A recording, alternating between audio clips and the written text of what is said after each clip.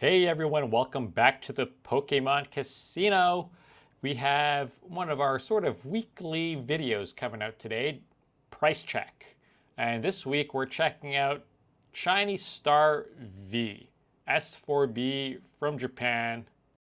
Shiny Star V was released in Japan November 20th, 2020. So that's almost 2 years ago. This was considered what was the high class pack or high class set with a number of amazing cards. Each pack had a guaranteed V or Vmax in it as well.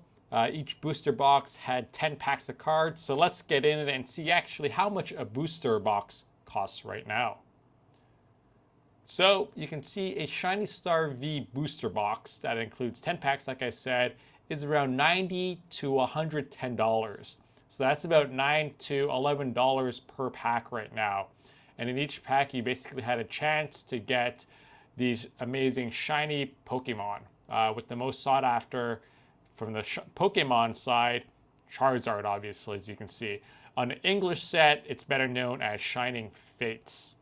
So let's go and see which cards are most expensive and sought after from this set. At number one, we have probably one of the most popular trainers from the set, from Sword and Shield, Marnie. I think everyone has seen this card. It's a spectacular trainer card with Marnie in her gym battle uniform. And this is going right now in Japan for an amazing $343. So this is an extremely pricey modern trainer card here, this full art here.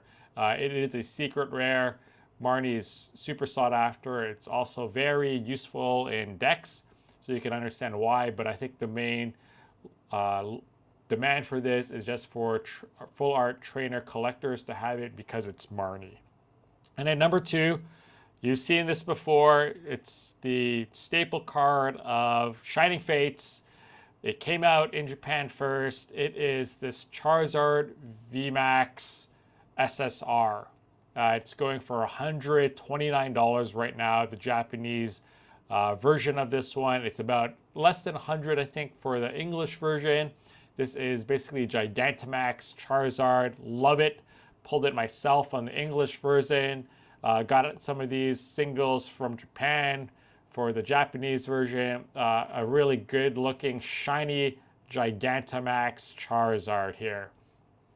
I do think both of these cards, because they've been out for almost 2 years, it's basically stable in price. I don't think there'll be too much variation other than more of a downturn within the global economy or with demand for Pokemon cards. But up next is number three, Charizard V. So everyone's seen this one as well from the English side, I'm pretty sure. This was also part of Shiny Star V, so you can see it's a pretty stacked set, having two Charizards in here plus the Marnie. This one's going for a more modest $57 and sort of rounds up our top three cards there. Japanese sets always seems to have a trainer card as part of the top three if it's a waifu card. So it's not uncommon to see that changes from the English quite a bit, where I don't think there's as much demand for the trainers. But number four, another trainer card, Skyla. This one's trading at $48 right now in the open market in Japan right now. So also pretty sought after, but I think a lot of these cards are stable in price prediction for what I think. Obviously, like I've sort of caveated before, nothing the basis, but just my thoughts on how these cards sort of move over time. But let's get on to number 5 and 6 card. Number 5, the super cute Pokkid, also from the game Sword and Shield. This one seems a bit overpriced to me. There's not much use for it. It's like just a generic character NPC in the game. So $22 seems a bit expensive as compared to the rest. As you can see, number 6, Zacian V, the ultra rare, which is the black and the gold card. From 5 and 6, it drops from $22 to $8. So I do think that Pokkid does have room to drop if there's no demand for it. So that's just what I think. And before I continue, everyone, if you're enjoying this content, please remember to click like and please click subscribe, support the channel, and help me grow and have other viewers sort of working with the algorithm to click onto it. So anything that you do to help this my content get out there is really appreciated. At number 7, we got Eternatus VMAX as well. So another black and white card. And number 8 is also black and white. So 6, 7, and 8, the black and gold cards, not black and white. Number 8 is Zamazenta V. But number 7, $7, and at 8, $5. So this appears to be the price going for all the rest of these cards. I think this was opened up pretty crazily over the past 2 years. A lot of people managed to get their hands on this set. I know that the boxes are pretty expensive right now, but that's because everyone's trying to get those 2 chase cards, I would say, not even 3. The Marnie and also the Charizard V Max. So those are the reasons why the booster boxes at packs are a bit expensive right now at around $9 to $11 each, if you can recall.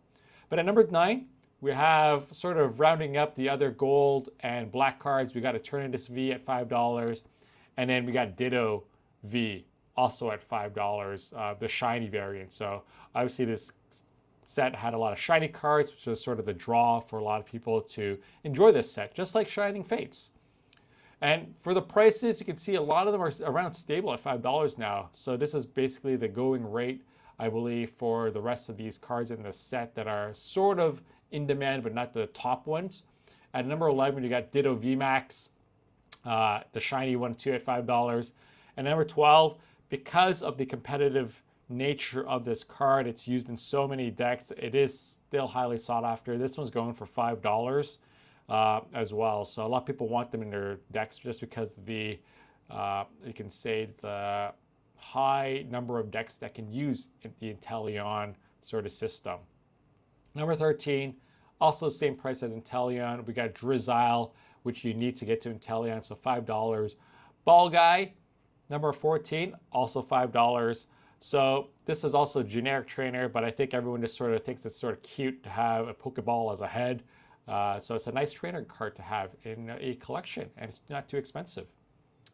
And at number 15, sort of finishing off this week's price check, we got Crobat V at $5. And this card is actually very useful and competitive as well in some decks, which is why there is some demand for it at $5. It can be used in a number of different uses.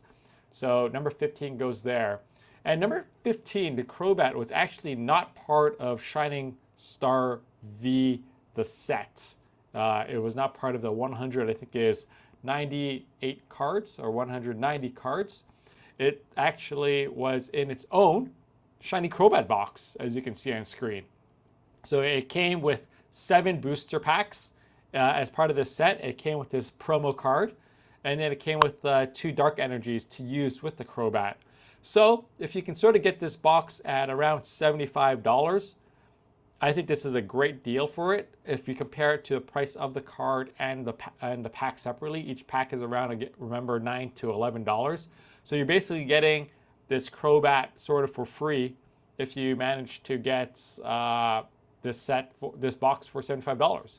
There's obviously a bit of a sealed premium, I would say, if you have to pay a bit higher for it. But it's really up to you. If you like how this box looks, the green and the pink, then add it to your collection. But that rounds up this week's Shining Star V, this week's price check. I hope this information was useful to you and you found it interesting. Like I said, please click subscribe. If you enjoy this, I'll be having this type of content and opening content on my channel. And until the next one, I hope you have fantastic RNG. Bye-bye.